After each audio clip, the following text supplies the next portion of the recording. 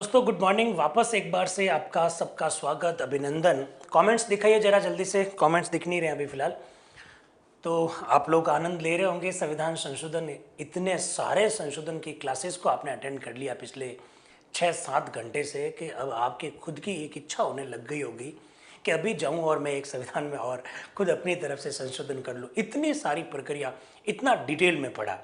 तो सभी दोस्तों को नमस्कार, गुड मॉर्निंग। टॉपिक स्टार्ट वही कर रहे हैं जो अभी छोड़ा था। हालांकि थंबनेल में ये लिखा हुआ आ रहा है कि हम संविधान के संदर्भ में कुछ प्रश्न भी ले रहे हैं। यस, अभी कुछ प्रश्नों को भी देखेंगे ताकि जो अभी 6-7 घंटे से हम लोग विचार विमर्श कर रहे हैं उसमें क्या क्या प्रश्न बन सकते हैं, कैसे कैसे प्रश्न बन सकते हैं। हालांकि ये जो प्रश्न है ये केवल सैंपल के रूप में, नमूने के रूप में, हमने तो इससे भी बहुत ज़्यादा डिटेल में पढ़ा है। तो दोस्तों 119वां जो संविधान संशोधन विधेयक जो पारित हुआ, भारत और बांग्लादेश के बीच में गांवों की अदला बदली के संदर्भ में हुआ, पारित हुआ, लागू हुआ, तो 100वें संविधान संशोधन के रूप में लागू हुआ, ऐसा आप लोगों ने देख लिया है। कविता जी कह रहे हैं सर रियली फर्स्ट टाइम इतने अच्छे से समझ में आ रहा है, thank you very much. Mukesh ji कह रहे हैं well done sir, thank you Mukesh ji. तो अब हम लोग इसको आगे बढ़ाते हैं। 120वां संविधान संशोधन विधेयक,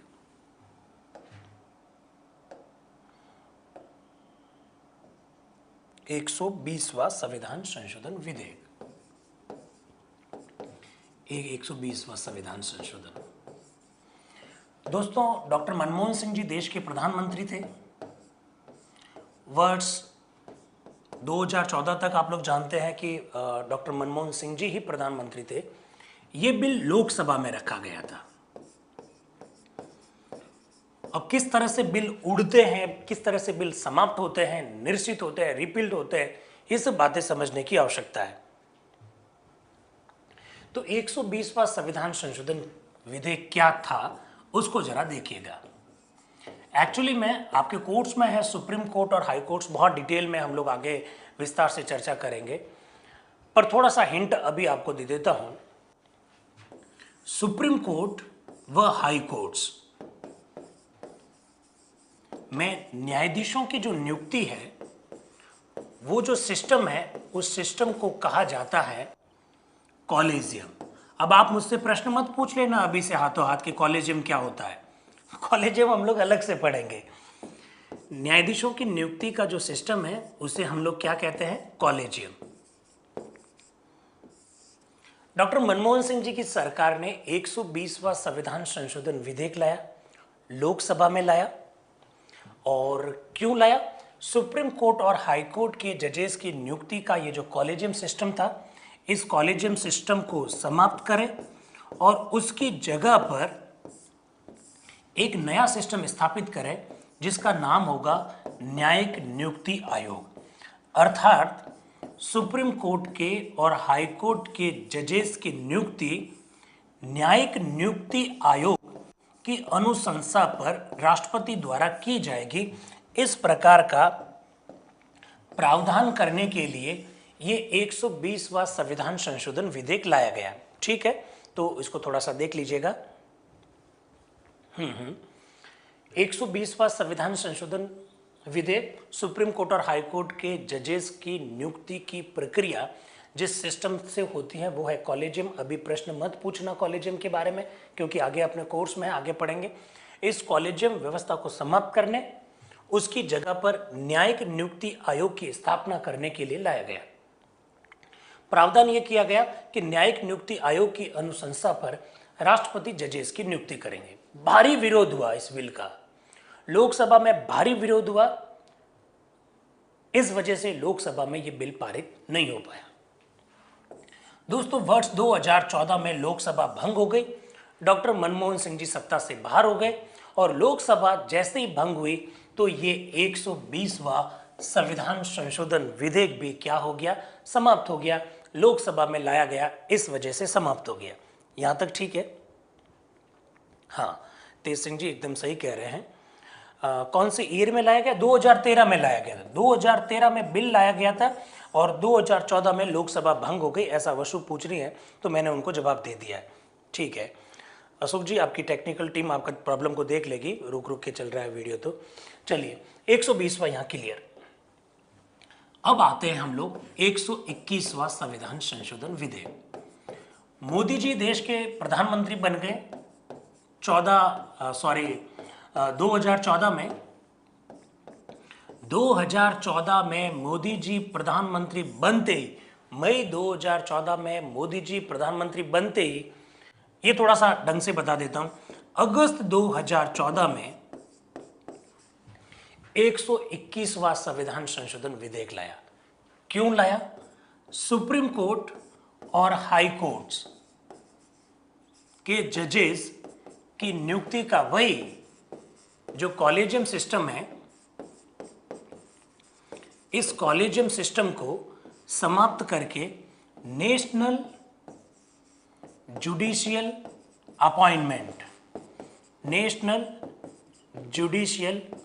अपॉइंटमेंट कमीशन की स्थापना करने के लिए राष्ट्रीय न्यायिक नियुक्ति आयोग की स्थापना करने के लिए ये बिल लेकर आए। राष्ट्रीय न्यायिक नियुक्ति आयोग की स्थापना करने अगस्त 2014 में लाए। और दोस्तों देखिए आप इनकी फुर्ती कि 10 दिन के अंदर अंदर लोकसभा और राज्यसभा दोनों हाउस से पारित करवा दिया। 12 अगस्त 2014 को लाया, 18 अगस्त तक लोकसभा ने भी पारित कर दिया, राज्यसभा ने भी पारित कर दिया। फिर आप लोगों को मैंने कल 2 बातें बताई थी, याद कीजिए कौन सी बातें। मैंने कहा कि सुप्रीम कोर्ट और हाई कोर्ट के बारे में यदि कोई भी बिल लाया जाता है तो आपको आधे राज्यों से अनुमोदन प्राप्त करना होगा, बताया था कल। ये बिल दोनों हाउस से पारित होने के बाद भारत के सभी राज्यों के पास गया अनुमोदन के लिए। राजस्थान पहला राज्य था जिसने 23 सितंबर 2014 को इस 121वें संविधान संशोधन विधेयक को अपना अनुमोदन दिया। फिर दूसरे ने दिया, फिर तीसरे ने दिया, फिर चौथे ने, ऐसे करते करते कई सारे राज्यों ने अनुमोदन दे दिया। जैसे ही आधे राज्यों का अनुमोदन प्राप्त हो गया, ये गया राष्ट्रपति जी की टेबल पर। राष्ट्रपति जी ने 31 दिसंबर 2014 को इस पर साइन कर दिए और 1 जनवरी 2015 को ये जो अमेंडमेंट है 121वां, ये 99वें संविधान संशोधन के रूप में लागू हुआ। ये जो अमेंडमेंट है वो किस रूप में लागू हुआ? 99। तो मैंने कहा 98 से सीधे हम लोग 100 पर कैसे आ गए? बीच में 99 चूक गए क्या? चूका नहीं था और रद्द भी नहीं हुआ था। एक्चुअली में प्रॉब्लम क्या हुई दोस्तों? काजल कह रहे हैं 121 को रिपीट करिए, अभी तो खत्म भी नहीं हुआ। प्रॉब्लम क्या हुई दोस्तों?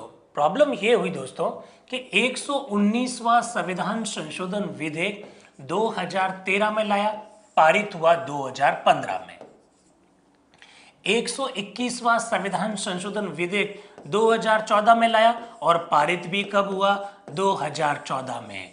तो लाया गया बाद में, पारित हो गया पहले। लाया गया था पहले, पारित हुआ बाद में। 119वां संविधान संशोधन विधेयक 2013 में लाया, पारित हुआ 2015 में। इस वजह से उसकी संख्या हुई 100 और 121वां लाया गया था 2014 में, पारित भी हो गया 2014 में, इसलिए इसकी संख्या कौन सी हो गई? 99वां संविधान संशोधन। तो 99वां पढ़ लिया हमने, 100 भी पढ़ लिया। मेरे हिसाब से आपको समझ में आ गया होगा। काजल, अगर आपको 121वां समझ में नहीं आया कोई बात नहीं, सुप्रीम कोर्ट और हाई कोर्ट अपने कोर्ट्स में है, मैं आपको वहां पर भी उस समय भी इस विषय पर हम लोग चर्चा करेंगे। फिर भी अगर आपने पूछा तो थोड़ा सा बता देता हूं। सुप्रीम कोर्ट और हाई कोर्ट के जजेस की नियुक्ति का जो कॉलेजियम सिस्टम था उसको समाप्त करके उसकी जगह पर राष्ट्रीय न्यायिक नियुक्ति आयोग की स्थापना के लिए लाया था।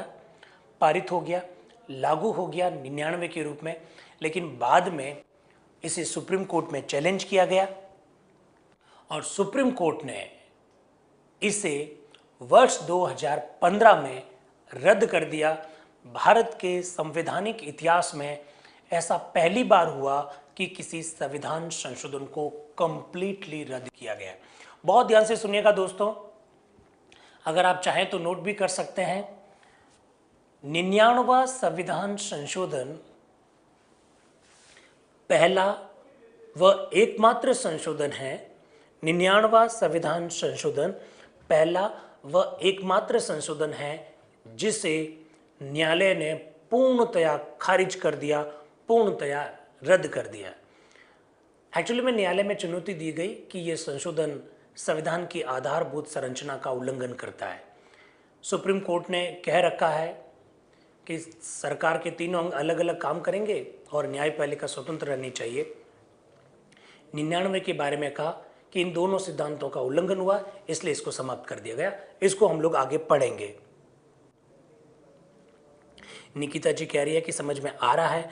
रमेश जी कह रहे हैं 99 निरस्त हो गया। तो बातें समझ में आ रही हैं। कालू जी एकदम डेट सही बता रहे हैं, 16 अक्टूबर 2015। मैंने जानबूझकर नहीं बताया क्योंकि ये सब हमारे चीज़ें आगे आने वाले सिलेबस का हिस्सा है, इसलिए हम लोग डिटेल में उस पर बाद में बात कर लेंगे। तो ये 121वां। अब आते हैं दोस्तों 122वां संविधान संशोधन मोदी जी की सरकार के द्वारा लाया गया और इसका उद्देश्य भी वही जो डॉक्टर मनमोहन सिंह जी की सरकार के समय लाया गया था, 115वां। उसी की तरह जीएसटी यानी गुड्स एंड सर्विस टैक्स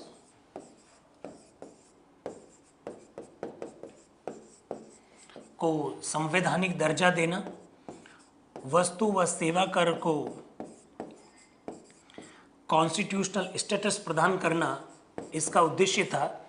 इसको लेकर लाए, पारित हो गया और पारित होने के बाद ये 1 जुलाई 2017 को आप लोग जानते हैं देश भर में लागू हो गया। जब लागू हुआ तो इसकी संख्या बन गई 101। 101वां संविधान संशोधन के द्वारा गुड्स एंड सर्विस टैक्स, वस्तु और सेवा कर को संवैधानिक दर्जा दिया गया है। ठीक है। सुमन प्रजापति कह रहे हैं कि सर कॉलेजियम प्रणाली कब समाप्त की गई? कॉलेजियम प्रणाली तो 2015 में जब ये संशोधन लाया गया तब ही समाप्त हो गई, लेकिन जैसे ही 2015 में जब संशोधन लागू हुआ तभी समाप्त हो गई। लेकिन जैसे ही 16 अक्टूबर 2015 को सुप्रीम कोर्ट ने इस संशोधन को रद्द किया तो वापस कॉलेजियम प्रणाली स्टार्ट हो गई। तो सुमन जी मेरे हिसाब से आपको बात ये समझ में आई होगी। चलिए, तो हाँ हिमलता जी इस बार आप सही कह रहे हैं कि GST goods and service tax से संबंधित है। जब लागू हुआ तो इसकी संख्या कौन सी बन गई? 101। 1 जुलाई 2017 से ये लागू हुआ। शुभम जी राठौड़ कह रहे हैं 8 सितंबर 2016। ये 8 सितंबर 2016 क्या है शुभम जी, थोड़ा मुझे बताइएगा। दीपेंद्र सिंह जी कह रहे हैं कि मनी बिल के रूप में नहीं लाए थे क्या? नहीं दीपेंद्र जी, ये संविधान में संशोधन है ना। गुड्स एंड सर्विस टैक्स को हमने भारतीय संविधान का हिस्सा बनाया। भारतीय संविधान में कई सारे नए अनुच्छेद जोड़े गए, इस वजह से ये मनी बिल नहीं है, ये संविधान संशोधन विधेयक है। आपका बहुत अच्छा प्रश्न है कि ये मनी बिल क्यों नहीं है, क्योंकि ये तो जीएसटी है, ये तो टैक्स है, इसलिए मनी बिल होना चाहिए। मनी बिल ये इसलिए नहीं है क्योंकि इसके द्वारा संविधान में संशोधन किया गया। जीएसटी नाम का पहले कोई भी टैक्स, कोई भी विषय कॉन्स्टिट्यूशन में उल्लेखित नहीं था, अब उल्लेखित किया गया, इसलिए ये संविधान संशोधन विधेयक है, मनी बिल नहीं है। मेरे हिसाब से दीपेंद्र जी मेरी बात को समझे होंगे। निकिता कह रहे हैं कि 99वां अभी लागू है ना। अरे किसने कहा निकिता जी, किसने कहा लागू है? 99 कभी का रद्द हो गया? 2015 में ही रद्द हो गया, 16 अक्टूबर को ही रद्द हो गया। लगभग 5 साल हो गए। कहाँ हैं आप? ऐसे कैसे चलेगा? शुभम जी इंप्लीमेंटेशन डेट बता रहे हैं, मैं तो कह रहा हूँ 1 जुलाई 2017 से जीएसटी लागू हुआ देश में, ये कह रहा हूँ। लक्ष्मण जी सर नोटबंदी पर संविधान संशोधन के बिना कैसे लागू हुआ? क्या लक्ष्मण जी संविधान में नोटबंदी के बारे में प्रावधान कर रखा है क्या? नोटबंदी करने के लिए आपको संविधान में संशोधन करने की कहाँ आवश्यकता थी? संविधान अभी लॉकडाउन किया सरकार ने तो संविधान में संशोधन किया क्या? अभी जनता कर्फ्यू लगाया तो संविधान में संशोधन किया था क्या? हर बात के लिए संविधान में संशोधन थोड़ी होता है लक्ष्मण जी, इसलिए नोटबंदी के लिए संविधान में संशोधन करने की कोई आवश्यकता नहीं है। हाँ चित्रा जी सही कह रहे हैं, फिर से कॉलेजियम प्रणाली लागू हो गई, बहुत बढ़िया। चलिए बहुत बढ़िया। 119वें के पारित होने की तारीख क्या है? मेरे हिसाब से जून 2 तारीख थी, जून 2015 की बात है, जून की बात है। मोदी जी बांग्लादेश की यात्रा पर जा रहे थे, तो उससे ठीक पहले की बात है, तो समझ में आ गई होगी। अब देखिए ये कौन है, VS कुशवाहा जी ने प्रश्न पूछ लिया, कॉलेजियम क्या होता है? अरे कुशवाहा जी, मैंने कहा कॉलेजियम क्या होता है अभी नहीं पढ़ना है, कॉलेजियम हम लोग आगे पढ़ेंगे, तो आप थोड़ा ध्यान रखें यार मेरे भाई, कैसे चलेगा अभी ये सब चीज़ें। हाँ, गांव में अदला बदली हुई, गांव की अदला बदली हुई, अनुसूची 1 में संशोधन हुआ, अंकित कह रहे हैं, एकदम सही है। चलिए चलिए चलिए, 122वां खत्म करते हैं, अब आते हैं 123वें के ऊपर। 123वां संशोधन, 123वें संशोधन के द्वारा, देखिए दोस्तों, हमारे यहां पर राष्ट्रीय पिछड़ा वर्ग आयोग है, national commission for backward classes, NCBC कहते हैं, राष्ट्रीय पिछड़ा वर्ग आयोग।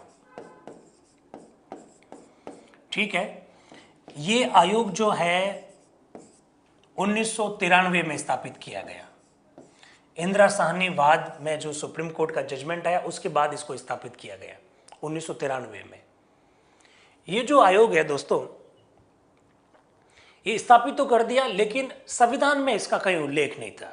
National commission for schedule caste का उल्लेख संविधान में है, national commission for schedule tribe का उल्लेख संविधान में है, तो फिर इसका उल्लेख संविधान में नहीं था। तो मोदी जी की सरकार ने कहा कि हम national commission for backward classes को संविधान में उल्लेखित करेंगे। तो 123वां संविधान संशोधन विधेयक वो लेकर आए और ये विधेयक पारित हो गया। जब ये पारित हुआ तब ये लागू हुआ 100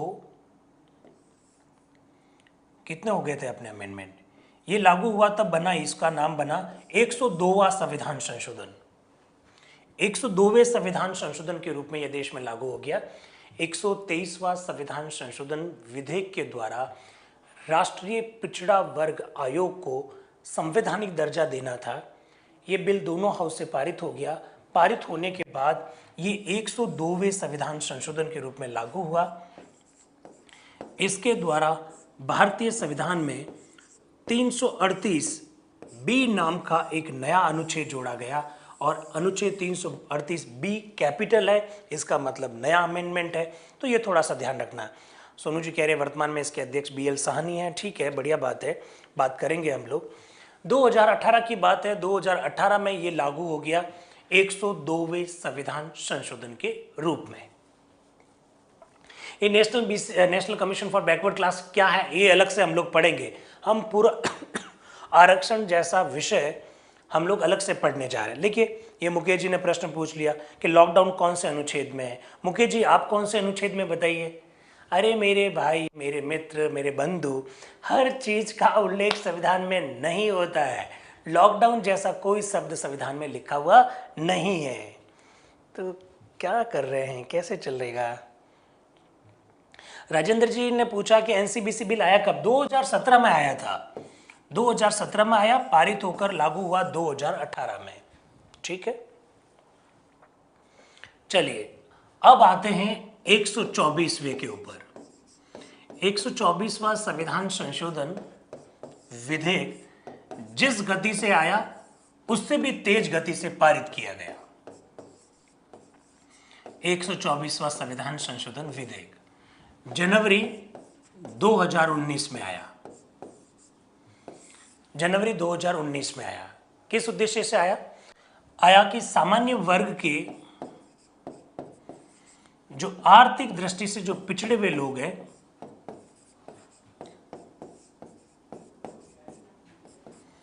आर्थिक रूप से पिछड़े हुए लोग, उनको आरक्षण देना है।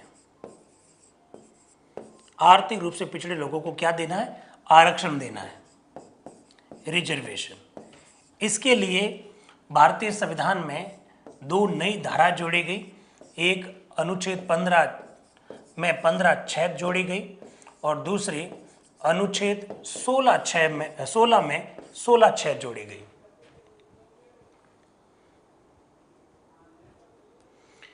सर 122 में कौन से आर्टिकल जोड़े गए? 122 मतलब आप क्या GST के बारे में पूछ रहे हैं?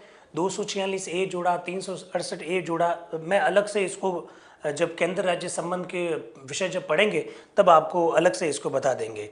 किरण कह रही है कि CAA क्या है सर? किरण क्या बताएं अब।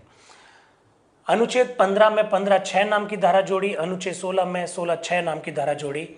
124वां संविधान संशोधन विधेयक जनवरी 2019 में लाया। जनवरी 2019 में ये पारित हुआ और पारित होते ही इसकी संख्या बन गई 103। तो 103वें संविधान संशोधन के द्वारा हमारे सामान्य वर्ग के जो पिछड़े हुए बंधु हैं, आर्थिक दृष्टि से जो पिछड़े हुए भाई हैं, उनको सरकारी नौकरियों में और शिक्षण संस्थानों में आरक्षण देने का प्रावधान किया। सरकारी नौकरियों में और शिक्षण संस्थानों में उनको 10% आरक्षण दिया गया इस बिल के द्वारा। बिल पारित होते ही ये किस रूप में लागू हुआ? 103वें संविधान संशोधन के रूप में लागू हुआ। तो मेरे हिसाब से अब समझ में आ गया होगा। चित्रा क्या पूछ रहे हैं? किसी इस दही परिवर्तन काने पर, आप थोड़ा प्रश्न को ढंग से लिखिए, समझ में नहीं आ रहा है। सीमा आप एकदम सही कह रही हैं, EWS से संबंधित है। यस, दोनों में धारा 6 जोड़ी गई, पायल कह रहे हैं। 15(6) और 16(6) नाम की धारा जोड़ी। आरक्षण विषय को जब पढ़ेंगे तो इसको हम लोग और डिटेल में पढ़ेंगे। अब दोस्तों 125वां, इसके बारे में किसी को आइडिया ही नहीं है। 125वां संविधान संशोधन विधेयक फरवरी 2019 में लाया गया। राजनाथ सिंह जी के द्वारा लाया गया था, उस समय वो गृह मंत्री थे। और सबसे अच्छी बात यह है, सबसे बड़ी बात यह है, ये बिल राज्यसभा में लाया गया। दोस्तों आप लोग थोड़ा सा मैं बता देता हूं, 5वीं अनुसूची और 6ठी अनुसूची आप लोगों ने देखी होगी। अनुसूचित क्षेत्रों के प्रशासन से संबंधित है। Schedule 5th and 6th are related to administration and control of the schedule areas, ये उससे संबंधित है। 5वीं और 6ठी अनुसूची के अंतर्गत अनुसूचित जनजातियों के लिए कई सारे विशेष प्रावधान किए गए। ये जो 125वां संविधान संशोधन विधेयक फरवरी 2019 में जो लाया गया है, वो अनुसूचित क्षेत्रों के लिए पंचायत राज जो संस्थाएं हैं उसमें अलग से वित्त आयोग का प्रावधान करता है। अलग से वित्त आयोग का प्रावधान करता है। ये बिल लाया गया, बिल पारित नहीं हुआ। आप लोग जानते हैं फरवरी 2019 में लाया। मार्च अप्रैल मई 2019 में हमारे यहाँ लोकसभा चुनाव हुए। मई में लोकसभा भंग हुई, नई लोकसभा यानी वर्तमान की लोकसभा गठित हुई, लेकिन कोई फर्क नहीं पड़ा क्योंकि बिल कहाँ लाया गया? राज्यसभा में लाया। आज भी ये बिल पारित नहीं हुआ, जबकि लाए हुए टोटल 15 महीने हो गए। बिल पेंडिंग है, राज्यसभा से पारित होगा, लोकसभा में जाएगा। दोनों हाउस पारित हो जाने के बाद अनुसूचित क्षेत्रों के लिए अलग से वित्त आयोग, फिनेंस कमीशन बनाने का एक प्रावधान इसके अंतर्गत किया गया है, लेकिन अभी तक ये पारित नहीं हुआ है। हाँ, टेकचंद जी, मीणा साहब एकदम सही कह रहे हैं, पारित नहीं हुआ है। रविंदर सिंह जी नरूका कह रहे हैं सर संविधान संशोधन 103 क्या था? मुझे तो पता ही नहीं है रविंदर जी। अब लास्ट पढ़िएगा, अनुच्छेद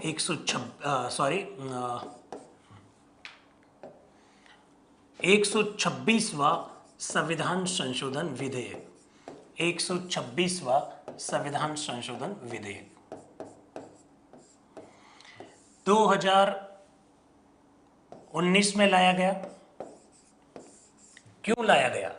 दोस्तों आप लोगों को थोड़ी देर पहले बताया गया कि 95वें संविधान संशोधन के द्वारा अनुसूचित जाति व अनुसूचित जनजाति का जो आरक्षण है वो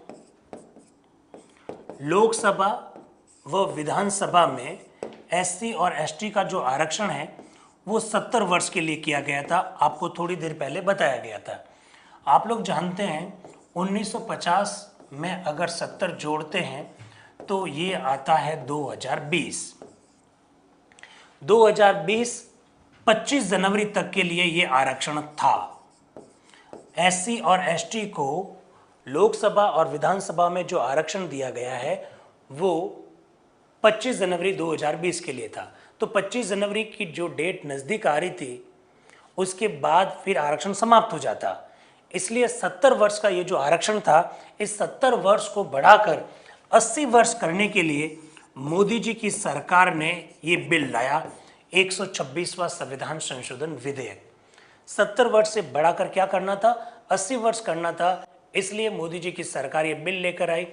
बिल दोनों हाउस से पारित हो गया। दोनों हाउस से पारित होने के बाद ये राज्यों के पास गया और आधे राज्यों का अनुमोदन जैसे ही पारित हुआ, ये 104वें संविधान संशोधन के रूप में लागू हो गया है। अब ये आरक्षण 70 वर्ष से बढ़कर कितना हो गया है, 80 वर्ष हो गया है। आज के दिन ये आरक्षण 80 वर्ष तक के लिए है। इसका मतलब 25 जनवरी 2030 तक के लिए एससी और एसटी को लोकसभा और विधानसभा में आरक्षण प्राप्त रहेगा। ये थोड़ा सा आप जानना।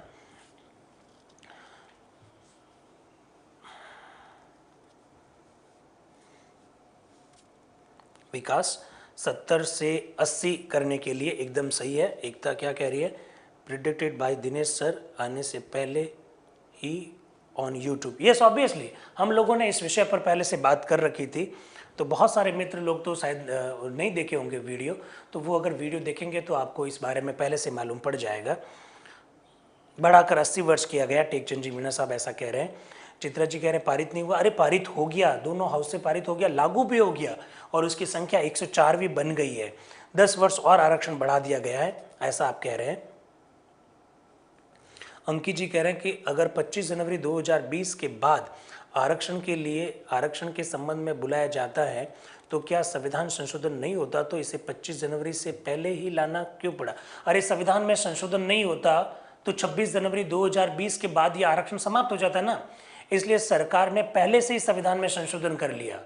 सरकार ने दोनों हाउस से पारित करवाकर इसको 70 वर्ष से बढ़ाकर 80 वर्ष कर लिया, क्योंकि 26 जनवरी 2020 को तो वो आरक्षण समाप्त हो जाता, इसलिए पहला करना बहुत जरूरी था। ठीक है, तो ये बात आपको समझ में आ गई होगी मेरे हिसाब से। ओके, अब देखिए दोस्तों, अच्छा, इनकी चिंता भी मत कीजिए आप। आरक्षण जैसे विषय पर हम लोग बहुत ढंग से, बहुत डिटेल में, हो सकता है 2.5-3 घंटे इस विषय पर चर्चा करें, तो कोई प्रॉब्लम नहीं है। CAA इससे पहले पास नहीं हुआ क्या सर। अरे शुभम जी मेरे भाई, कहाँ CAA एक सामान्य कानून है। CAA एक सामान्य कानून है, हम संविधान संशोधन की बात कर रहे हैं और हर बिल कोई संविधान में संशोधन थोड़ी करता है।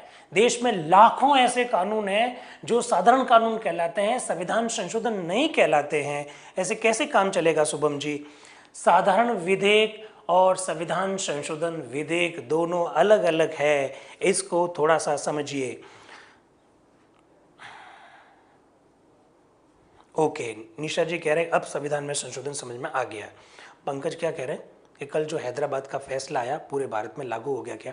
पंकज एक बात बताओ, हम क्या टॉपिक पढ़ रहे हैं अभी, हम अभी संविधान संशोधन पढ़ रहे हैं और ये जो मामला आया इसका इस मामले से क्या संबंध है पंकज, आप बताइए। इस मामले का संबंध अनुच्छेद 25 के संदर्भ में है, मौलिक अधिकारों के संदर्भ में, धार्मिक स्वतंत्रता के संदर्भ में। क्यों चिंता कर रहे हैं मेरे भाई, हम सारा डिटेल में पढ़ेंगे। ये इस तरह से तो फिर मैं ये की काम करूंगा कि ऐसे प्रश्नों को मैं छोड़ ही दूं। मेरे हिसाब से ये तरीका सही रहेगा। आप बताइए, जो प्रश्न टॉपिक से संबंधित है उसी को लेना चाहिए या नहीं लेना चाहिए, आप ही बता दीजिए। चलिए, रण सिंह जी ने एक प्रश्न पूछा था, उसका जवाब दे देता हूं कि आधारभूत संरचना में क्या क्या चीज आती है। उन्होंने प्रश्न पूछा, तो मित्र लोगों से मेरा रिक्वेस्ट है कि वो सारी बातें नोट डाउन कर लीजिए। आधारभूत संरचना में कौन कौन सी बातें आती है, इनको नोट डाउन कर लेते हैं। ठीक है, मित्र लोग कह रहे हैं कि उनको समझ में आया है। सुधा जी कह रहे हैं कि आरक्षण कितना प्रतिशत है, हम लोग टॉपिक अलग से पढ़ेंगे। राज्यसभा में कोई आरक्षण नहीं होता है। जम्मू कश्मीर 370 भी नॉर्मल कानून है क्या, ऐसा कप्तान सिंह जी प्रश्न पूछ रहे हैं। देखिए कप्तान सिंह जी, ये नॉर्मल मत कहिए, ऑर्डिनरी कहिए। ऑर्डिनरी है क्योंकि उसका तरीका यही है, राष्ट्रपति ही उसको समाप्त करते हैं, उस पर बात करेंगे। तो सभी मित्रों ने कह दिया कि बस जो टॉपिक है उसी से रिलेटेड प्रश्न को लीजिए, बाकी मत लीजिएगा। मंजू कह रही है हाँ जी सर, बिना टॉपिक से क्लास डिस्टर्ब होती है। ठीक है, थैंक यू वेरी मच। आप इस बात को ध्यान रखें, ये क्लासेस बहुत लंबी चलने वाली है। अरे भाई, पॉलिटी नए सिरे से पढ़ रहे हैं, नए तरीके से पढ़ रहे हैं, नए फैक्ट के साथ पढ़ रहे हैं, नए कॉन्सेप्ट के साथ पढ़ रहे हैं और आपके सवालों को देखते हुए पढ़ रहे हैं। आपके हजारों प्रकार के सवाल आते हैं, उन सारे सवालों को देखते हुए पढ़ रहे हैं। मेरा आप लोगों से एक रिक्वेस्ट है, आप इस पे थोड़ा सा ज्वाइन करने से पहले की क्लासेस देखें और टॉपिक से रिलेटेड प्रश्न पूछें, तो मेरे हिसाब से काफ़ी ठीक रहेगा। नरेंद्र सिंह जी नरूका साहब प्रश्न पूछ रहे हैं कि पॉलिटी नए सिरे से का मतलब नए सिरे से, अब समझ में आया, ठीक है। तो नए सिरे का मतलब डिटेल में नए कॉन्सेप्ट के साथ। चलिए, अब आधारभूत संरचना में कौन कौन सी बात आती है, ऐसा रण सिंह जी ने पूछा। देखिए, विधि का शासन आता है। विधि का शासन अर्थात देश में सब बराबर है। लॉकडाउन प्रधानमंत्री जी पे लागू होगा, राष्ट्रपति जी पे लागू होगा, तो हम पर भी लागू होगा। दैट इज विधि का शासन। ये सब नोट डाउन कर लीजिएगा। संसदीय शासन व्यवस्था, संसदीय शासन व्यवस्था। संघात्मक ढांचा, संघात्मक ढांचा।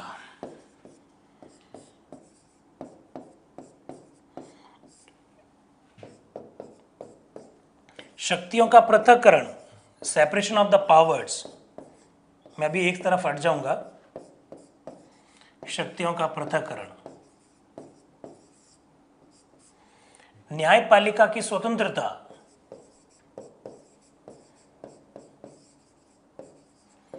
न्यायपालिका की स्वतंत्रता। ये नोट डाउन करिएगा आप। कई बार हम क्लासेस में बता देते हैं, कई बार नहीं बता पाते हैं।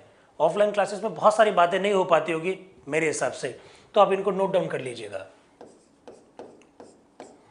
फिर संविधान की सर्वोच्चता, संविधान की सर्वोच्चता ये हमारा आधारभूत संरचना है, इसमें आप बदलाव नहीं कर सकते हैं। फिर व्यक्ति की गरिमा, आप ऐसा कुछ भी नहीं कर सकते हैं कि जिससे व्यक्ति की गरिमा को नुकसान पहुंचे, ऐसा कोई संशोधन नहीं कर सकते हैं। एकता व अखंडता, देश की एकता व अखंडता, ये सब आधारभूत ढांचा है।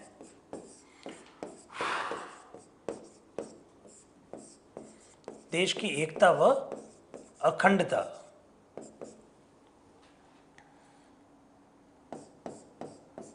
और पंथ निरपेक्षता, पंथ निरपेक्षता, ठीक है। और भी बहुत सारी बातें हो सकती है।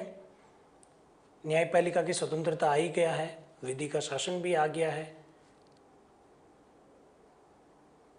लोक कल्याण, पब्लिक वेलफेयर, ये सरकार की ड्यूटी है। लोक कल्याण और निष्पक्ष चुनाव, फ्री एंड फेयर इलेक्शन, ये सब नोट डाउन कर लीजिएगा। अलग अलग जगह पर इन सब चीजों को कभी न कभी आपको वापस बताया भी जाएगा।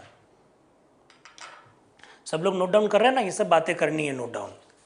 हाँ, डेमोक्रेसी, विकास, बहुत बढ़िया। डेमोक्रेसी ऐसे बोलते हैं तो मुझे बहुत अच्छा लगता है। लोकतंत्र यानी डेमोक्रेसी, आप इसे, भारत में जो लोकतांत्रिक प्रणाली है उसमें आप चेंजेस नहीं कर सकते हैं, ये हमारा मूल ढांचा है।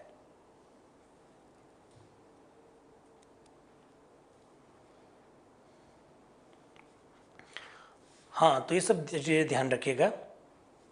तो आपने ये सब चीज़ें नोट की, मैं हट जाता हूँ अलग से, आप इनको नोट डाउन कर लीजिए।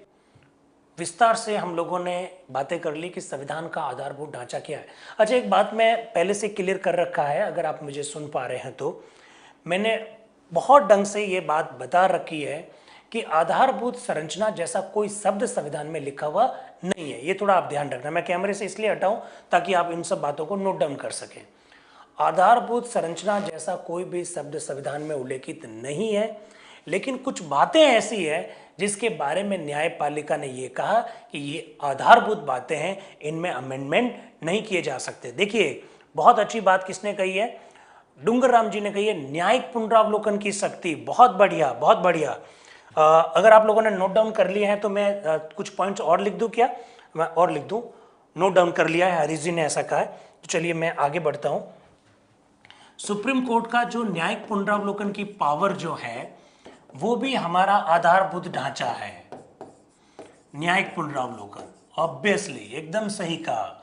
और वयस्क मताधिकार, यस, एक मित्र ने यह भी कहा वयस्क मताधिकार, ये भी आधारभूत ढांचा है, आप इसमें बदलाव नहीं कर सकते। तो बहुत अच्छा लगा, ये सब बातें आप जरूर ध्यान रखिए।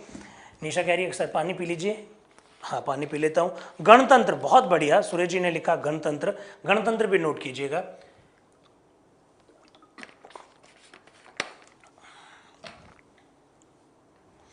कल्पना जी, प्रेसिडेंट इलेक्शन तो आ गया ना, संसदीय शासन व्यवस्था जब आया तो कल्पना जी वो तो प्रेसिडेंट इलेक्शन तो आ ही गया।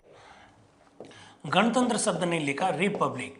ये सब हमारी आधारभूत संरचना है, आपको ये ध्यान रखना है। ये वो बातें हमने लिखी है जिसमें अमेंडमेंट नहीं किया जा सकता है। तो देखिए दोस्तों, जिस तरह से जर्मनी के संविधान में कुछ शाश्वत प्रावधान है, शाश्वत यानी इटर्निटी, ये इटर्निटी क्लॉज, ठीक इसी प्रकार से हमारे संविधान में भी ये शाश्वत प्रावधान कह सकते हो आप, जिनमें अमेंडमेंट नहीं किया जाता है। क्या मेरी बात को आप लोग समझ गए? सबनम कह रहे हैं मूल कर्तव्य और मूल अधिकार ये आधारभूत ढांचे में नहीं आते हैं क्या? देखिए, मूल कर्तव्य कोई आधारभूत ढांचा नहीं है, पहली बात तो। और आपने लिखा मूल अधिकार, देखिए मूल अधिकारों में तो परिवर्तन होता है, लेकिन मूल अधिकार में जैसे व्यक्ति की गरिमा है, इसमें आप अमेंडमेंट नहीं कर सकते। और मूल अधिकार में जैसे मैंने विधि का शासन लिख दिया है तो एक मूल अधिकार तो वहाँ चला गया, मैंने एक लिख दिया व्यक्ति की गरिमा, एक वहाँ चला गया, एक मैंने लिख दिया पंथ निरपेक्षता, एक वहाँ चला गया। तो पूरा मूल अधिकार नहीं है, उसके कुछ कुछ चीज़ें ऐसी हैं जो संविधान का आधारभूत ढांचा है। बहुत अच्छा प्रश्न है। सनीम ने प्रश्न पूछा मौलिक अधिकार नहीं है कि, अरे पूरा मौलिक अधिकार नहीं है, मैं ये कह रहा हूँ उसकी कुछ कुछ बातें हैं। मौलिक अधिकार में तो संशोधन होता है ना। अंकित जी कह रहे हैं सोशलिस्ट समाजवाद प्रस्तावना में कुछ बातें हैं, जैसे समाजवादी जो ढांचा है वो इसका आधारभूत संरचना के अंतर्गत आएगा।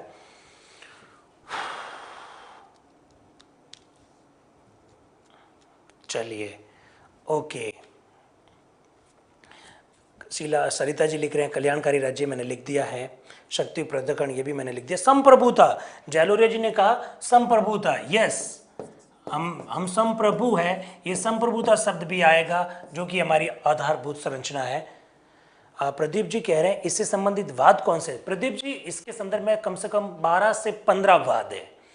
केशवानंद भारती वाद से स्टार्ट हुआ, फिर इसके बाद में मिनर्वा मिल्स वाला वाद आएगा, इसके बाद तो लंबा सिलसिला है। केशवानंद भारती और मिनर्वा मिल्स के बीच में इंदिरा गांधी वर्सेस राजनारायण का मामला आएगा, फ्री एंड फेयर इलेक्शन का मामला आएगा, एसआर बम्बई का मामला आएगा जिसमें पंथ निरपेक्षता वाली बात कही। तो कई सारे मामले, जब जब जो विषय आएगा उस समय आपको ये बता दिया जाएगा कि किस मामले में सुप्रीम कोर्ट ने किस बात को आधारभूत ढांचे के अंतर्गत शामिल किया है। तो मेरे हिसाब से इतनी बात काफ़ी है संविधान संशोधन के संदर्भ में। अब मैं आपके सामने कुछ प्रश्न रख रहा हूँ जो संविधान संशोधन के संदर्भ में वो सॉल्व कर देने चाहिए।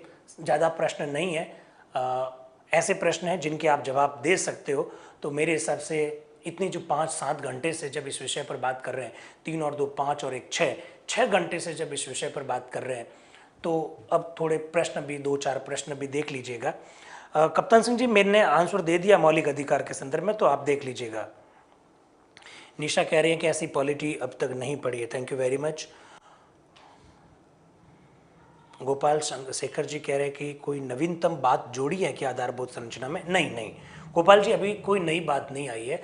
एक्चुअली में जब कभी भी बड़ी संविधान पीठ का गठन किया जाता है, बड़ी मतलब 9 न्यायाधीश 11 न्यायाधीश, तब आधारभूत संरचना के संदर्भ में कोई सिद्धांत उभर कर आता है। एक्चुअली में अगर आप ढंग से देखें तो केशवानंद भारती वाला वाद खुद इतना बड़ा है कि उसमें लगभग सारी बातें बता दी गई है कि ये सब चीज़ें आधारभूत संरचना में आएगी। तो अभी कोई नई बात जुड़ी नहीं है।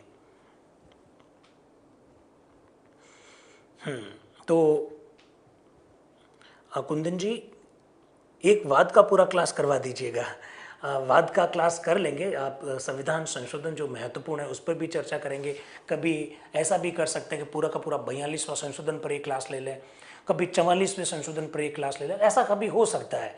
तो मेरा प्लीज़ आपसे केवल रिक्वेस्ट इतनी ही रहेगी कि जिस टॉपिक को पढ़े फिर प्रश्न उससे रिलेटेड होना चाहिए, फिर मज़ा तभी आता है। तो अब कुछ प्रश्न लें मेरे हिसाब से। तो प्रश्न क्या क्या है जरा देखते हैं। यस, ये प्रश्न आया आपके सामने, पढ़िएगा, जवाब दीजिएगा। रमेश जी कह रहे हैं आज तो पढ़ने का आनंद आ गया, थैंक यू वेरी मच। अब इसको देखिएगा। नीलू क्या कह रहे हैं, सर सब पॉलिटी में अभी तक कभी नहीं पढ़ा। कोई बात नहीं नीलू जी, तभी तो आपके बीच में आए हैं। इस प्रश्न को देखें और जवाब दीजिएगा। निम्न कथनों पर विचार कीजिए। नंबर 1, भारत के संविधान में संशोधन केवल लोकसभा में एक विधेयक की पुनः स्थापना द्वारा ही प्रारंभ किया जा सकता है। जवाब दीजिए, बात सही है क्या? इसमें से आंसर क्या है मुझे बता दीजिए। प्रश्न आपके स्क्रीन पर आ चुका है। बहुत अच्छा प्रश्न है और ऐसे ही प्रश्नों की उम्मीद कीजिएगा। और जो मेरे मित्र रीट की तैयारी कर रहे हैं, पटवारी की तैयारी कर रहे हैं, ग्राम सेवक की तैयारी कर रहे हैं, हरगिज भी मत सोचे कि इतना बड़ा प्रश्न थोड़ी आता है। अरे बड़ा और छोटा क्या होता है, बड़ा और छोटा क्या होता है, कभी भी घुमाकर प्रश्न आ सकते हैं, तो थोड़ा इसको ध्यान रखें। भारत के संविधान में संशोधन केवल लोकसभा में रखा जाता है, ये गलत है, ऐसा नहीं है। लोकसभा या राज्यसभा किसी भी हाउस में रखा जा सकता है। दूसरा, यदि ऐसा संशोधन संविधान के संघीय चरित्र में परिवर्तन की मांग करता है तो संशोधन का अनुसमर्थन का मतलब अनुमोदन होता है। अनुसमर्थन भारत में सभी राज्यों के विधानमंडल द्वारा भी किया जाना आवश्यक है। देखिए दोस्तों, एकदम बात गलत लिखी हुई है। लिखा हुआ है कि भारत के संघीय ढांचे में अगर परिवर्तन करने के संदर्भ में कोई बिल लाया जा रहा है तो सभी राज्यों का अनुमोदन चाहिए। आप लोग जानते हैं दोस्तों, सभी राज्यों का अनुमोदन नहीं चाहिए। केवल कितने राज्यों का चाहिए? आधे राज्यों का अनुमोदन चाहिए। और ये लिखा लोकसभा, ये भी गलत है, क्योंकि बिल लोकसभा या राज्यसभा किसी भी हाउस में लाया जा सकता है। तो ये भी गलत और ये भी गलत। तो रेणु जी आंसर क्या दे रहे हैं? बी मतलब अरे नहीं नहीं नहीं नहीं नहीं। प्रश्न पूछा है निम्न कथनों पर विचार कीजिए, और प्रश्न पूछा है कौन सा सही है, कौन सा सही है। तो ना तो ए सही है ना बी सही है दोस्तों, ना तो ए सही है ना बी सही है। इसका आंसर है 4। तो इसका आंसर क्या है? ना तो ए सही है और ना ही बी सही है, इसका आंसर 4 है। क्या मेरे दोस्तों आपको ये बात समझ में आई क्या? यस, माया कह रही है इसका आंसर 4, प्रदीप जी कह रहे हैं 4, पूजा कह रही है 4, पायल कह रही है दोनों ही गलत है। यस, बहुत अच्छा लगा, सरोज ने भी कहा, सुप्रिया ने भी कहा, बहुत अच्छी बात है। सब मित्र कह रहे हैं 4, यानी दोनों ही गलत है। इसका मतलब 5-6 घंटे से हम लोग जो मेहनत कर रहे हैं आपको समझ में आई। प्रदीप जी एकदम सही, कृष्णा जी आप एकदम सही है, वर्षा कह रही है कि दोनों गलत है इसलिए आंसर 4 है। बहुत बढ़िया। तो ये प्रश्न समझ में आ गया आपको? ये थोड़ा ध्यान रखना है। क्या लिखा है? केवल लोकसभा? जी नहीं, लोकसभा और राज्यसभा दोनों में रख सकते हैं। और फिर ये कह रहा है सभी राज्यों का समर्थन? जी नहीं, आधे राज्यों का समर्थन। ठीक, चलिए दूसरा प्रश्न लेते हैं। दूसरा प्रश्न बहुत आसान सा प्रश्न है ये तो। भारतीय संविधान के अनुसार निम्न विषय पर, अभी हमने पढ़ा है इसलिए आप जवाब दे पाएंगे। भारतीय संविधान के अनुसार निम्न विषयों पर संवैधानिक संशोधन के लिए कम से कम आधे राज्यों का विधानमंडल द्वारा संपुष्टि होना आवश्यक है। संपुष्टि मतलब अनुमोदन होना आवश्यक है। तो कौन कौन से मुद्दे हैं जिनके लिए संसद के विशेष बहुमत के साथ साथ आधे राज्यों का अनुसमर्थन यानी रेटिफिकेशन चाहिए? दूसरा प्रश्न आपके सामने खड़ा हो रखा है। मैंने सारे पॉइंट्स लिखवाए हैं, 9 पॉइंट लिखवाए हैं कि किन किन के लिए आधे राज्यों का समर्थन चाहिए। तो नंबर 1, संविधान के संघीय प्रावधान। यस, संविधान के संघीय प्रावधान यानी अनुसूची 7 की बात कर रहा है, विषय के बंटवारे की बात कर रहा है। इसके लिए आपको आधे राज्यों का समर्थन चाहिए, बात एकदम सही। नंबर 2, सर्वोच्च न्यायालय के अधिकार। यस दोस्तों, ये भी बात सही है, आपको बता रखा है सुप्रीम कोर्ट और हाई कोर्ट में अगर परिवर्तन करोगे तो समर्थन लेना पड़ेगा। नंबर 3, संविधान संशोधन की प्रक्रिया। यस दोस्तों, आपको बताया था कि खुद अनुच्छेद 368 में अगर आपको संशोधन करना है तो आपको आधे राज्यों का अनुसमर्थन लेना होगा। चौथा, नए राज्यों का निर्माण। जी नहीं, नए राज्यों के निर्माण या राज्यों के नाम में परिवर्तन के लिए अनुच्छेद 368 की आवश्यकता ही नहीं है। इसलिए इसका आंसर है ए, बी और सी। इसलिए दोस्तों इसका सही आंसर क्या हुआ? ऑप्शन नंबर 1, ए, बी, सी। तो ए बी सी किसने लिखा? ऑप्शन नंबर 1 महेश जी कह रहे हैं 1, प्रदीप जी कह रहे हैं 1, हाँ प्रकाश जी कह रहे हैं 1, दिनेश बाबू कह रहे हैं 1, बहुत अच्छा, गीता कह रही है 1, मनीष कुमार जी कह रहे हैं 1, सुमन जी कह रहे हैं 1, सरदार सिंह जी भी 1 कह रहे हैं, बहुत बढ़िया बहुत बढ़िया, रेनू जांगीर कह रही है 1, संगीता जी कह रहे हैं 1, बहुत अच्छे मुकेश जी। तो इसका सही आंसर है ए बी और सी, ए बी और सी, यानी डी पर यह बात लागू नहीं होती है। किन किन प्रावधानों में संशोधन के लिए आधे राज्यों का समर्थन चाहिए? तो आंसर क्या हो गया? A B C. तो दोस्तों इस तरह से आपको प्रैक्टिस करनी है, बहुत अच्छे अच्छे प्रश्न है, ये बड़े अच्छे प्रश्न हैं। हमने 5-5 7-7 घंटे का वक्त दिया है, तो मेरे हिसाब से जो मित्र इन प्रश्नों का आंसर नहीं बता पा रहे हैं, थोड़ा सा हमारे पुराने वीडियोस जरूर देखिए। मुझे पूरा विश्वास है, मुझे आप लोगों की योग्यता पर पूरा भरोसा है, आप आंसर कर लेंगे।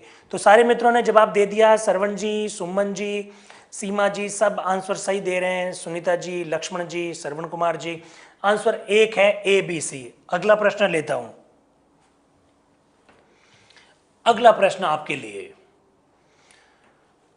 तो 1 करोड़ रुपए का प्रश्न आपके लिए हाजिर है, जवाब दीजिएगा, कोई हेल्पलाइन नहीं लेनी है, सीधा प्रश्न पढ़िए और जवाब दें।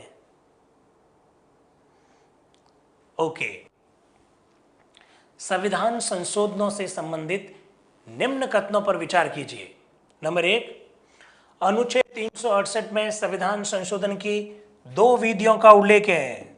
बात एकदम सही है, 2 विधियां दे रखी है अनुच्छेद 368 में, यह बात एकदम सही है।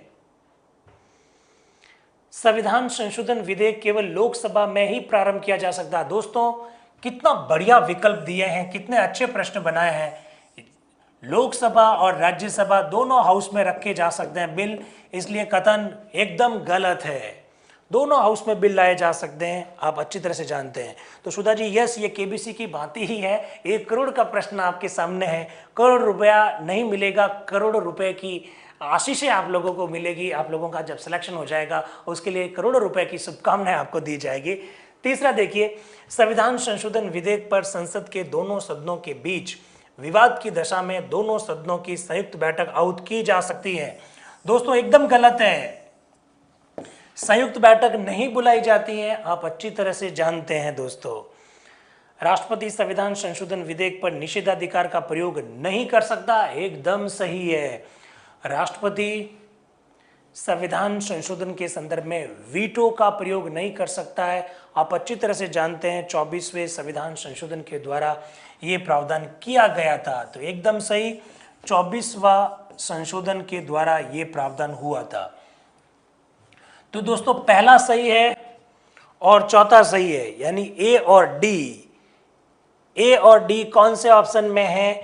ए और डी दोस्तों ऑप्शन नंबर 2 में है, इसलिए इसका आंसर है ऑप्शन नंबर 2। इसलिए इसका आंसर क्या है? Option number 2। क्या बात है, काजल ने बताया 2, मुकेश जी ने बताया 2, गीता जी ने बताया 2, ज्ञान सिंह जी वेरी नाइस 2 बता रहे हैं, भाविका जी भी 2 बता रहे हैं, मनी काला भी 2 बता रहे हैं, खुशीराम जी आप भी 2 बता रहे हैं, संजना बहुत अच्छे, अखिलेश जी 2, बबीता जी 2, अनिल जी, रण सिंह जी मैंने आपके प्रश्न का जवाब दे दिया है, आपने जो पूछा था, तो इसलिए मुझे याद है। तो सबका जवाब आ गया। रावल जी ने कहा कंप्यूटर महोदय 2 को लॉक कर दीजिए, तो 2 को लॉक कर दिया रावल जी, एकदम सही आंसर इसका 2 है।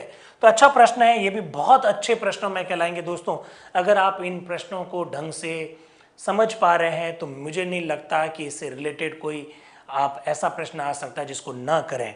तो नवीन जी 2 आंसर सही है, प्रदीप जी आगे बढ़ते हैं। अब आपके लिए प्रश्न हाजिर है, चौथा नंबर का प्रश्न आपकी स्क्रीन पर। छठा नंबर का प्रश्न आ गया पहले, तो चौथा पहले लाते हैं। चौथा प्रश्न को देखिए, आपकी स्क्रीन पर 4 नंबर जो प्रश्न आया उसको जरा देखें। निम्न कथनों पर विचार कीजिए और सत्य कथन। दोस्तों आप हमेशा ध्यान रखिएगा, पेपर सॉल्व करते समय पहले यह देखिए पूछ क्या रहा है। कहीं ऐसा तो नहीं पूछ रहा असत्य कौन सा है, यहां क्या पूछ रहा है? सत्य कथन। बताइए जरा, लिखा हुआ है संविधान के संशोधन का प्रारंभ संसद तथा राज्य विधानमंडल के किसी भी सदन में इस प्रयोजन के लिए विधेयक पूर्व स्थापित करके किया जा सकता है? पहला ऑप्शन मुझे बताइए सही है कि गलत है? पहला ऑप्शन गलत है दोस्तों। आप लोग जानते हैं विधानमंडल के किसी भी सदन में संशोधन बिल नहीं लाया जाता है।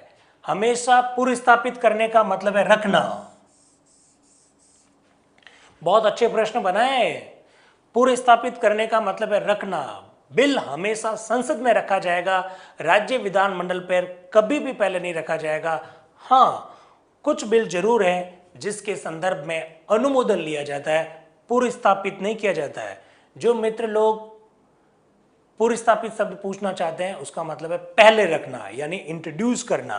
क्या बात है, बहुत सारे मित्रों ने तो जवाब भी देना शुरू कर दिया। ऑप्शन नंबर 4 देखते हैं अभी। संविधान संशोधन विधेयक को किसी मंत्री या गैर सरकारी सदस्य द्वारा पुनः स्थापित किया जा सकता है। इसके लिए राष्ट्रपति की पूर्व स्वीकृति आवश्यक है। जी नहीं, राष्ट्रपति का किसने बोला? राष्ट्रपति की स्वीकृति आवश्यक नहीं होती है, आप बिल रख सकते हैं, इसलिए यह दूसरा नंबर ऑप्शन गलत। फिर संविधान के भाग 18, यस दोस्तों, ये थोड़ा सा ध्यान रखिएगा, ये मैं शायद नहीं बता पाया हूं।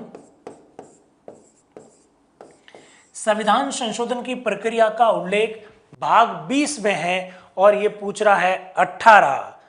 तो 18 जो भाग पूछ रहे हैं, ये 18 वाला गलत है, ये भाग 20 में है। फिर है संविधान में संशोधन की प्रक्रिया हमने दक्षिण अफ्रीका से ली है, एकदम सही है। तो जो मित्र कह रहे हैं 4 वो एकदम सही है। मंजू जी कह रहे हैं इसको लॉक कर दिया जाए, तो लॉक कर दिया है आपके कहने के बाद, और एकदम 4 सही है। बीके शर्मा जी कहते हैं, कह रहे हैं कि 4 पर लॉक लगा दीजिए, लगा दिया है लॉक। अंकित जी कह रहे हैं राष्ट्रपति को तो साइन करने ही पड़ते हैं, मजबूर है वह, एकदम सही। सारे मित्रों को बहुत सारी बधाइयां, एकदम 4 नंबर जो ऑप्शन दे रहे हैं वो सही है। शुभम कह रहे हैं 4 ऑप्शन को लॉक कर दीजिए, लॉक कर दिया। तो भाग 18 नहीं है सुमन जी, भाग 18 नहीं है, भाग 20 है, इस बात को थोड़ा सा ध्यान रखिए। तो दोस्तों अब आपकी स्क्रीन पर आ रहा है 5वां सवाल, इसको जरा देखें। क्या है 5वां सवाल स्क्रीन पर? यदि राज्यसभा किसी संविधान संशोधन विधेयक पर लोकसभा से असहमत है, क्या बात है, लोकसभा से यदि असहमत है तो क्या होगा? तो विकल्प क्या है, प्रश्न है, तो विकल्प क्या है? नंबर 1, संशोधन विधेयक पारित नहीं माना जाएगा, संयुक्त बैठक का निर्णय होगा, 2/3 बहुमत से लोकसभा द्वारा पारित होगा, या लोकसभा को अधिकार है कि राज्यसभा के प्रस्तावों को अस्वीकार कर दें। बताइए, इसका आंसर दीजिएगा। स्क्रीन पर जो प्रश्न नंबर 4 है इसका आंसर दी, प्रश्न नंबर जो 5 है इसका आंसर दीजिएगा दोस्तों। क्या बात है। युजवेंद्र जी कह रहे हैं ऑप्शन 1, रण सिंह जी भी कह रहे हैं सर 1।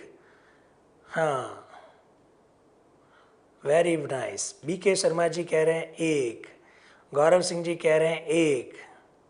ओके, तो दोस्तों एकदम बात सही है। आप लोग जानते हैं संयुक्त बैठक इस पर नहीं बुलाई जाती है, 2/3 बहुमत से लोकसभा द्वारा पारित होगा। तो लोकसभा से असहमत है तो विकल्प क्या है? तो लोकसभा 2/3 बहुमत से पारित करे, ये तो असहमत है, तब क्या है?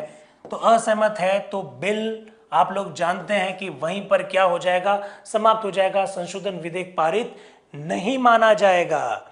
तो इसका सही आंसर है 1, एकदम सही कह रहे हैं महेश जी, पारिक साहब, सुलोचना जी, अनीता जी, सरोज जी, सब एकदम सही कह रहे हैं, रेणु जी।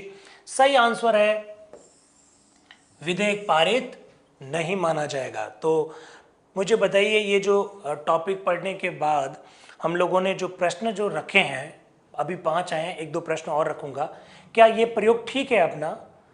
मेरा मतलब है कि इतने कठिन प्रश्न बनाए रहे, ये प्रश्न बनाने से ये मालूम पड़ेगा कि हम लोग जो समझ रहे हैं हमारा कॉन्सेप्ट कितना क्लियर हो रहा है। तो मेरे हिसाब से ये थोड़ा ठीक ही है। फिर भी मैं आप लोगों से प्रश्न पूछ लेता हूँ कि क्या ये कॉन्सेप्ट ठीक है? टॉपिक को पढ़ो, फिर 8-10 प्रश्न ले लो ताकि और ज़्यादा क्लियर कर सके।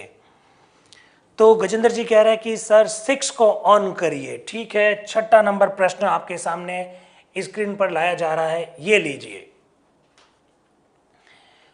दो सेंटेंस दिए हुए हैं, एक कथन है और एक कारण है। मैं बहुत प्रश्न आपसे इस तरह से बात करता हूं कि कथन और कारण के भी प्रश्नों के आंसर हमें आने चाहिए। कथन है, भारतीय संविधान के मूल ढांचे को नहीं बदला जा सकता है। आप जानते हैं भारतीय संविधान का मूल ढांचा नहीं बदला जा सकता है, ये बात एकदम सही है। मूल ढांचा नहीं बदला जा सकता। फिर कारण है, संविधान में संशोधन दोनों सदनों के 2/3 सदस्यों के बहुमत से हो सकता है। दोस्तों,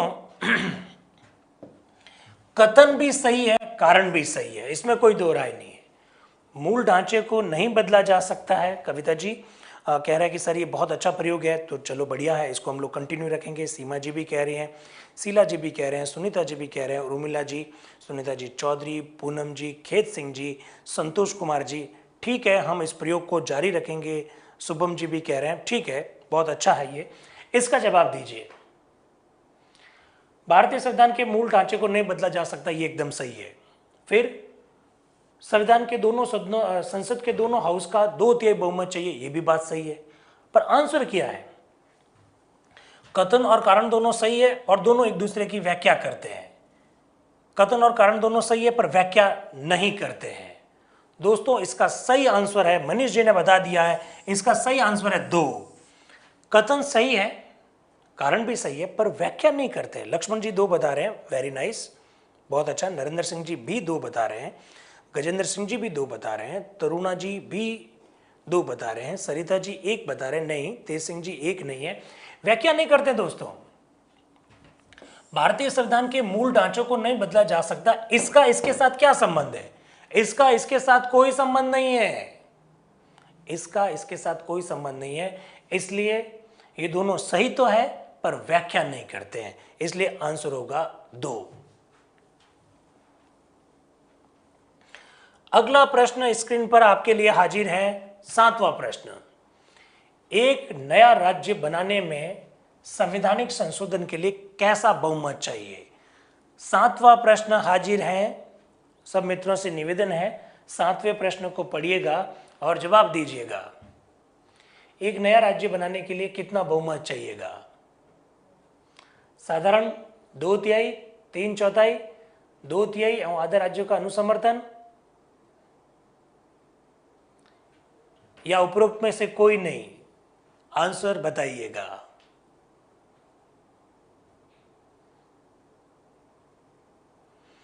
आंसर का वेट कर रहा हूं, अभी 6ठे नंबर तक में ही उलझे हुए हैं आप, क्योंकि थोड़ा डिलीवर बाद में होता है। 7वां प्रश्न हाजिर हो चुका है आपके सामने। विमला जी का जवाब, रोहितास जी का जवाब आ चुका है पहला, एक ऑप्शन नंबर। रावल जी कह रहे हैं साधारण बहुमत, जालोरे जी कह रहे हैं साधारण बहुमत, गोपाल जी कह रहे हैं क्या बात है, अब तो लाइन लग गई है। टिकम जी सब कह रहे हैं 1, यस साधारण बहुमत चाहिए। नया राज्य बनाने के लिए केवल साधारण बहुमत ही चाहिए, 2/3 का सवाल ही नहीं होता, 3/4 तो कॉन्स्टिट्यूशन में प्रोविजन ही नहीं है, और आधे राज्यों का अनुसमर्थन कहां कहां चाहिए ये बात हम लोग डिटेल में पहले पढ़ चुके हैं। इसलिए सही आंसर 7वें का क्या है? उमेश जी एकदम सही कह रहे हैं। जितेंद्र कह रहे हैं कि sir black black black black black black मतलब क्या, मैं समझा नहीं कुछ। इसका सही आंसर है साधारण बहुमत। तो मेरे हिसाब से दोस्तों ये बात आपको समझ में आ गई होगी। साधारण बहुमत कांता जी कह रहे हैं, ठीक है। पायल साधारण बहुमत सही होगा, एकदम बात सही है। अखिलेश जी कह रहे हैं कि साधारण बहुमत, ठीक है अखिलेश जी। अब आपके लिए नया प्रश्न ला रहे हैं, 8वां प्रश्न स्क्रीन पर, और 8वां प्रश्न आपके सामने आ गया है। ये तो कोई मेरे हिसाब से कोई खास प्रश्न है ही नहीं, आप एकदम 1 सेकंड में जवाब दे सकते हैं कि निम्न अनुच्छेदों में से कौन सा भारतीय संविधान को संविधान के संशोधन हेतु सशक्त बनाता है। मुझे नहीं लगता है कि ये कोई खास प्रश्न है, और इसका आंसर आप आराम से दे सकते हैं। इसका आंसर है अनुच्छेद 368। इसका आंसर क्या है दोस्तों? अनुच्छेद 368। सीमा गुजर कह रही है कि सर मेरा कमेंट शो नहीं हो रहा है। अरे किसने कहा? शो तो मुझे होता है ना। आप ऐसा क्यों सोच रहे हैं? एक्चुअली में स्क्रीन पर इतने सारे मित्र लोगों के जवाब आ रहे हैं, तो सारे जवाब मैं नहीं देख पाता हूँ, आई एम वेरी सॉरी, तो इसलिए कई बार उसको टैकल नहीं कर पाते होंगे। तो 8वां प्रश्न का आंसर भी आ गया है देवराज की ओर से कि ऑप्शन नंबर 2, संदीप कह रहे हैं 368, ऑप्शन नंबर 2 वसु भी कह रही है। तो सब देख लीजिएगा, 8वां नंबर प्रश्न बहुत आसान है, इसलिए इसका आंसर हो गया बी। लास्ट प्रश्न आपके सामने रख रहा हूं और आप जवाब दे दीजिएगा। 9वां प्रश्न, ये लास्ट प्रश्न है मेरे हिसाब से, ढंग से पढ़ें और जवाब दीजिएगा। जब संविधान संशोधन विधेयक राष्ट्रपति की अनुमति के लिए राष्ट्रपति को प्रस्तुत किया जाता है तो क्या होता है? वह अनुमति दे सकता है अथवा नहीं दे सकता है, वह विधेयक को पुनर्विचार के लिए लौटा सकता है, वह अनुमति रोक सकता है, वह विधेयक पर अनुमति देगा। इस प्रश्न का आंसर बताइए जरा। इस प्रश्न का आंसर बताइए, इस प्रश्न का आंसर बताइए। जब भी कोई बिल राष्ट्रपति के पास आएगा तब राष्ट्रपति क्या करेगा? चारों ऑप्शन में से बताइए क्या हो सकता है। उर्मिला जी कह रहे हैं 9वां ऑप्शन में, 9वां सवाल में एक आंसर है। अरे उर्मिला जी क्या कर रहे हैं आप, कॉन्सेप्ट को ढंग से पढ़िए, पुराना वीडियोस देखिए। डूंगरराम जी 4, हीरालाल जी भी 4 कह रहे हैं, नरेंद्र सिंह जी भी 4 कह रहे हैं, सृष्टि भी 4 कह रही है, बीके शर्मा जी 4, अनिल कुमार जी 2 क्यों कह रहे हैं? ढंग से देखिएगा इसको, वापस पढ़िए, वापस देखिए वीडियोस को। पदमचंद जी ठीक है, सलमा 2 क्यों कह रहे हैं मेरे भाई? इसका सही आंसर है वह विधेयक पर अनुमति देगा ही देगा। आप भूल गए दोस्तों, आप लोगों को कल बताया गया था, आप लोगों को कल बताया गया था कि 24वां संविधान संशोधन के द्वारा 1971 में अनुच्छेद 368 के अंतर्गत ये प्रावधान किया गया था कि राष्ट्रपति को संविधान संशोधन विधेयक पर अपनी अनुमति देनी पड़ेगी। तो कैसे काम चलेगा लता जी, आप सब ढंग से देखें इस प्रश्न को। आंसर 4 है इसका। 24वां संविधान संशोधन 1971 में किया गया और साफ लिख दिया गया कि राष्ट्रपति को स्वीकृति देनी पड़ेगी। ना तो वो इनकार कर सकता है ना वो वापस लौटा सकता है ना वो वीटो का प्रयोग कर सकता है। उसके पास एक ही ऑप्शन है, स्वीकृति देने का। तो सभी मित्रों से मेरा निवेदन है, 3 घंटे आज, 3 घंटे की कल और परसों का 1 घंटा, 7 घंटे इस विषय पर हमने चर्चा की है। तो मेरे हिसाब से अब तो आपको इसका सटीक जवाब आना चाहिए। तो दोस्तों मुझे लगता है अब इस टॉपिक को अपने को समाप्त कर देना चाहिए और मंडे से अपनी क्लास वापस 9 से 12:30 तक रहेगी, 3 घंटे की लगभग क्लास रहेगी। और हम जिस टॉपिक को पढ़ने जा रहे हैं मंडे से, वो टॉपिक है मौलिक अधिकार, फंडामेंटल राइट्स। अनुच्छेद 12 से लगाकर 35 तक पढ़ेंगे। और अभी से बता देता हूं लगभग 12 घंटे हम मौलिक अधिकार टॉपिक को पढ़ने वाले हैं। आप सब मित्रों से मेरा निवेदन है कि आप लोग इस मौलिक अधिकार टॉपिक को जब पढ़ें तो हर क्लास को अटेंड करें, ढंग से अटेंड करें, नोट्स बनाइए, जहां प्रॉब्लम आती है सवाल पूछिएगा, आराम से सवाल पूछिए, कोई दिक्कत नहीं है। याद 2 चीजें रखनी है, एक प्रश्न टॉपिक से संबंधित होना चाहिए और दूसरा पुराने वीडियो जरूर देखिएगा। तो थैंक यू वेरी मच दोस्तों आप सभी को, और हम लोग वापस मिलेंगे मंडे को। Thank you very much, wish you all the best. Topic Gajendra ji मैंने बता दिया है, कल मेरी क्लास नहीं है, मंडे को मिलेंगे फंडामेंटल राइट्स के साथ। Thank you.